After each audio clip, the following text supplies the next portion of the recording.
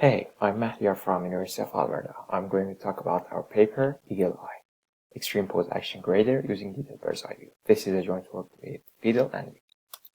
First, let's have a quick recap. Action Quality Assessment, or AQA, refers to evaluating the quality of performing an action and assigning a grade to the performer with a broad range of applications from short-term sports activities like diving and skiing to long-term ones like figure skating. There are some differences between action quality assessment and human action recognition. First of all, there's a large difference between two action categories in HAR, while in AQA there isn't. In HAR, just some keyframes are informative enough to classify the action, while in AQA, all the dependencies between all frames should be captured. And finally, in AQA, both appearance and pose features should be taken into account. Okay, so let's look at the motivations of the work and some challenges that we've addressed. Previous studies have treated sports routine as a simple action, while there is a complex temporal structure for sports routine. You can consider the whole performance as a long-term activity. As an example, here is the gymnastical routine. The long-term activity is comprised of some medium-term phases, approaching to the springboard, first flight, second flight, and land. Each of these medium-term phases are consisted of some short-term elements like saltos or twists.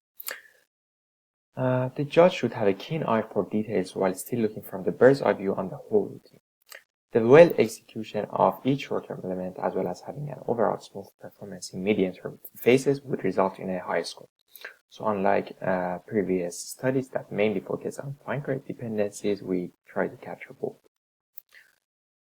The proposed model should not only be applicable to second-line sports activities like diving, but also generalize well to minute-line activities like figure skating.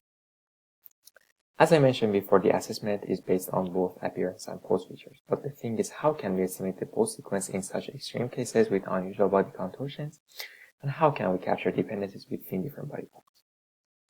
This is the overall pipeline of our model. Eagle Eye sits on top of extracted pose and appearance features of an action and evaluates it.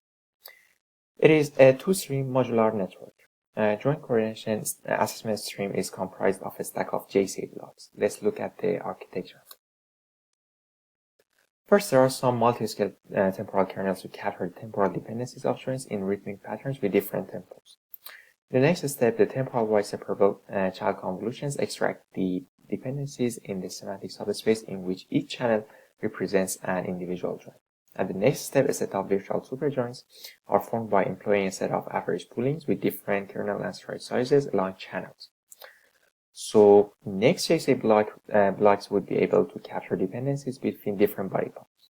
There are also some temporal max pooling blocks at the end of each branch that increases the theoretical receptive field in the temporal subspace. As a result, the next JCA blocks will be able to capture longer temporal dependencies. The other stream is consisted of a stack of ADA blocks for assessing the appearance dynamics. The architecture of ADA block is similar to JCA ones, with those multi-scale temporal kernels and temporal max pooling. But here, there's no need to capture dependencies between all channels and forming any super channels, and just a depth-wise separable convolution suffices. As a result, first JCA and ADA blocks capture the fine-grained temporal dependencies and dependencies between locally connected joints, while the last ones capture the coarse-grained temporal dependencies and symmetricity between different body parts.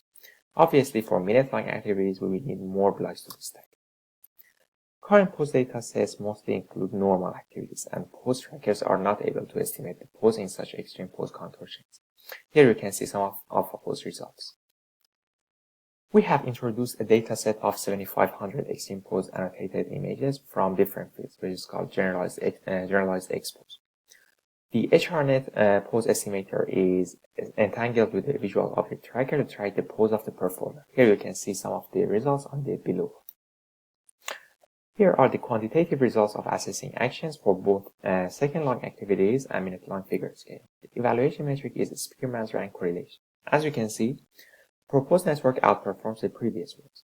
For short-term activities, the streams have 2 JCA and ADAs, while for figure skating, we use 4 of them. And finally, here are some of our qualitative results.